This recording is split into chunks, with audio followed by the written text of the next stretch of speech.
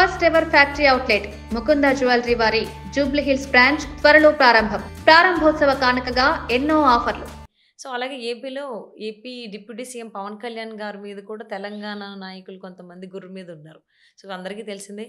కొంచెం ఆయన చేసినటువంటి వ్యాఖ్యలు మా మనోభావాలు దెబ్బతిన్నాయని చెప్పేసి అని అన్నారు. ఈవెన్ పొన్నం ప్రభాకర్ గారు కూడా దీని మీద రియాక్ట్ అయ్యారు. సో అక్కడెక్కడో కోనసీమలో చెట్లు పడిపోతే తెలంగాణ వాళ్ళ దిష్టి తగలడం ఏంటి, ఎందుకు ఇలా మాట్లాడుతున్నారు, వారు నాట్ ఏ ఫిల్మ్ యాక్టర్, మీరు ఇప్పుడు రాజకీయాల్లో ఉన్నారని ఆయన ప్రెస్ మీట్లో ఒక టైంలో మాట్లాడారు. కోమటిరెడ్డి వెంకటరెడ్డి గారు అయితే అంటే సినిమా శాఖకు సంబంధించి మంత్రి కాబట్టి అంటే పవన్ కళ్యాణ్ సినిమాలో మేము ఇక్కడ తెలంగాణలో ఆడనీయము అనేటువంటి కామెంట్స్ చేశారు. ఇది ఎంతవరకు తీసుకోవాలి? పవన్ కళ్యాణ్ గారి కామెంట్స్ నార్మల్గా తీసుకోవాలా, సీరియస్గా తీసుకోవాలి? మీరేమంటారు? పవన్ కళ్యాణ్ ఇప్పుడు ఫ్లక్చుయేషన్స్ ఎక్కువ ఉన్నాయి, లూజ్ టాక్ ఎక్కువ ఉంది.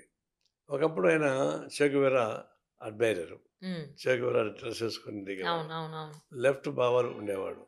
ఒరిజినల్ లెఫ్ట్ బాల్ ఉన్నవాళ్ళే వాళ్ళ ఫ్యామిలీ. తర్వాత ఆయన రాజకీయ పార్టీ పెట్టాడు. రాజకీయ పార్టీ పెట్టి లెఫ్ట్తో కొన్నాళ్ళు పనిచేశాడు. తర్వాత అతను ఆయన స్టైల్కు మనకు కుదరలేదు. తర్వాత ఆయన ఇప్పుడు టీడీపీతో కలిసి సెయిల్ అవుతున్నాడు. మంచి రిజల్ట్స్ వచ్చాయి. డిప్యూటీ చీఫ్ దాకా వెళ్ళిపోయాడు. ఒట్టకపోటు చేసేటట్టు రావు, కలిసారు కాబట్టి ఇద్దరికి ఉపయోగపడింది. కానీ పొలిటికల్ లీడర్ అయిన తర్వాత ఆయన స్టెబిలిటీ ఉండాలి, పొలిటికల్ స్పీచ్ ఉండాలి, నాన్ పొలిటికల్ స్పీచ్ ఉండకూడదు. ఆయన ఏమంటున్నాడు, దిష్టి తగిలింది అంటాడు. అంటే దిష్టి తగిలిందంటే అర్థం అందరూ మారుతాం అంతా. కానీ పొలిటికల్ లీడర్గా డిప్యూటీ చీఫ్ ఉన్నప్పుడు ఒక ప్రాంతాన్ని ఉపయోగించి దీనివల్ల నాకు దిష్టి తగిలిందంటే ఏమైనా పట్టించుకోరు. తెలంగాణ వల్ల కోస్తాకు దిష్టి జరిగిందంటే తెలంగాణ ప్రజలకు అంతా ఎఫెక్ట్ అవుతారు. అది అలాంటి మాటలు వాక్యం కరెక్ట్ కాదు. ఒకటి. రెండోది, ఎందుకు వస్తుంది ఆయన ఆ వాక్యం అంటే, ఆయన ఈ మధ్య సనాతన ధర్మాన్ని పుణికిపుచ్చుకున్నాడు. సనాతన ధర్మం పైన పెద్ద ప్రచారం చేస్తున్నాడు, ఊరు తిరుగుతున్నాడు, పూజలు చేస్తున్నాడు, తమిళనాడులో కూడా పోయి ప్రచారం చేస్తున్నాడు. సనాతన ధర్మాన్ని నమ్మేవాళ్ళు పౌరులుగా ఉండాల్సి, రాజకీయ బాధ్యతలు మాట్లాడకూడదు. అందుకని సనాతన ధర్మం అనేది ఒక ప్రమాదకరమైన సిద్ధాంతం. అది మన రాజ్యాంగం ఒప్పుకోదు. అంటే భర్త చనిపోతే భార్య ఆ చితి మంటల మీద తగలబెట్టాల. అది సనాతన ధర్మంలోని ఫస్ట్ సూత్రం. భర్త ఎంత పనికిమాలినోడైనా, ఎంత కొట్టినా, తిట్టినా, ఎంత డిపాజిట్ అయినా భార్య అతన్ని పూజిస్తూనే ఉండాలి. పూజించకపోతే అది నరకానికి పోతుంది. ఇలాంటివి అనేకం అసభ్యమైనటువంటి సూత్రాలు సనాతన ధర్మంలో ఉన్నాయి. ఈయన సనాతన ధర్మాన్ని సనాతన ధర్మంలో విడాకులు అంటే సనాతన ధర్మంలో అంటే మళ్ళీ అవుట్ ఆఫ్ టాపిక్ వెళ్ళిపోతామేమో. ఆయన సనాతన ధర్మం నమ్మిన వల్ల ఈ దిష్టి అనే భాష వచ్చింది, మూఢనమ్మకాల భాష వచ్చింది. లేదు వచ్చేది కాదు. దానికోసం చెప్తాను నేను.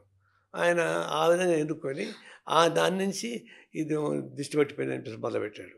అంటే ఒకానొక టైంలో బీఆర్ఎస్ అధ్యక్షులు కేసీఆర్ గారు కూడా ఆంధ్ర వాళ్ళకి సంబంధించి చాలా కామెంట్స్ చేశారు, వెళ్ళగొట్టాలని కావచ్చు.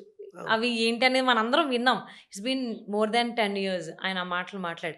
కానీ ఆ టైంలో ఏ ఒక్క నాయకులు కూడా ఆంధ్ర వాళ్ళకి సైడ్ ఉండి మేమున్నాం మీకోసం మాట్లాడతామని ఎవ్వరూ మాట్లాడలేదు.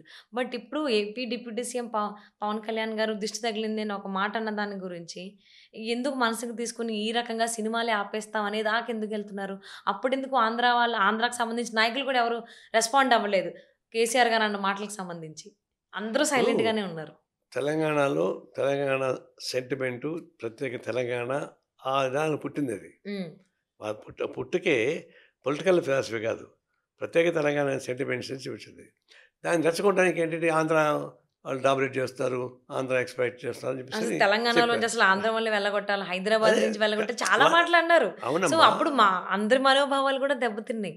అవునమ్మా, తెలంగాణ రాష్ట్రంలో ఆ సెంటిమెంట్ రెచ్చగొట్టడం ద్వారా వాళ్ళు ప్రయోగం చేసి చదువు ట్రై చేశారు. ఒక గోల్ అనుకుంటే ఎటువంటి అటు మాట్లాడతారు. కేసీఆర్ మాటలంతా మేము ఆమోదించలేదు. కానీ ఆయనకేంటి దాన్ని ఎన్నుకున్నాడు, ఆ సెంటిమెంట్ ఎన్నుకున్నాడు, సెంటిమెంట్ బాగా కలుసుకున్నాడు, రాజకీయంగా సాధించుకున్నాడు. అదే వాళ్ళ సెంటిమెంట్. దాన్ని రాజకీయంగా చూశారు, అయిపోయింది. ఇప్పుడు దాదాపు 10 ఏళ్ళు అయిపోయింది, అలాంటి ప్రాబ్లం లేదు. చివరికి ఇచ్చిపుచ్చుకుంటున్నారు పెళ్ళిళ్ళు.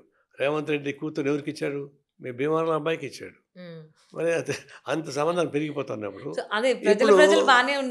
ఇప్పుడు దాదాపు 10 ఏళ్ళు అయిపోయినాక తెలంగాణ సెంటిమెంట్ కూడా దాదాపు తగ్గుతున్న తరుణంలో ఆ మాట మాట్లాడితే ఏమవుతుందంటే, ఇప్పుడు తెలంగాణ ఇప్పుడు కూడా సెంటిమెంట్ ఉండేవాళ్ళు కొంతమంది, టీఆర్ఎస్ దానికే ఉంది కదా, వాళ్ళు లేస్తారు. వాళ్ళు వేస్తారు కాబట్టి కాంగ్రెస్ ఊరుకుంటే లాభం లేదు, వాళ్ళు వేస్తారు. అందువల్ల ఇది పొలిటికలైజ్ అయిపోయింది.